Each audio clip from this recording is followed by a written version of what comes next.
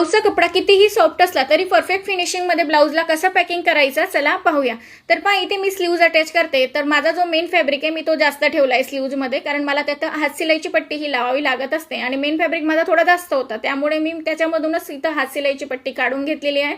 आता अस्तरला आपल्याला main फॅब्रिकवरती proper set करत जायचं आहे आणि साईडने आपण आता इथं पूर्ण स्लीव्जवरती सिलाई टाकून घेणार आहे। तर पहा माझी सिलाई पण एकदम एकाच वेळेसमध्ये परफेक्ट फिनिशिंगमध्ये आली आहे, कुठल्याही प्रकारे झोल वगैरे दिसत नाही। दोघं साईडच्या स्लीव्ज मी इथं तयार करून घेतलाय। आता आपल्याला फ्रंट पार्ट रेडी करायचा आहे।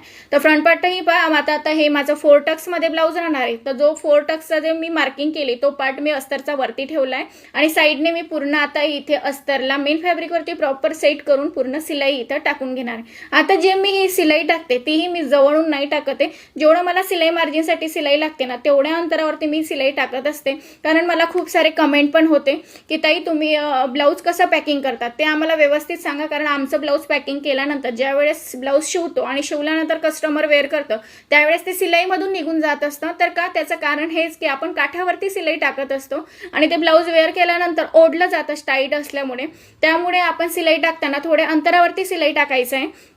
तर पहा माझ्याकडे जो मेन फॅब्रिक तो जास्त असल्यामुळे मी बॅक पार्टमध्येही हात सिलाईची पट्टी ही काढून घेतलेली होती आणि इथे स्लीव्जमध्ये पण काढून घेतली होती आणि पुढच्या साईडला बेल्टमध्ये पण काढून घेतलेली होती। तर पूर्ण ब्लाऊज पहा इथं माझा पॅकिंग झालाय। जो पण आता एक्स्ट्राचा कपडा आहे तो मी कट करून घेणार।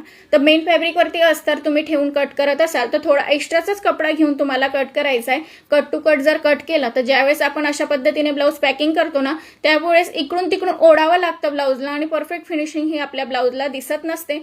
त्यामुळे ब्लाऊज पॅकिंग करताना या कटाई करताना तुम्हाला थोडा एक्स्ट्राचा सिलाई टाकायची आहे आणि कटिंग करताना थोडा एक्स्ट्राचा कपडा तुम्हाला कट करून घ्यायचा आहे। तर पहा आता इथे मी बॅक साईडमध्ये दोघं साईडचे टक्स मी इथं घेऊन घेतले आणि जो मी एक्स्ट्राचा कपडा घेतलाय त्याला मी पट्टी तिथं फोल्ड करून तुम्हाला दाखवते।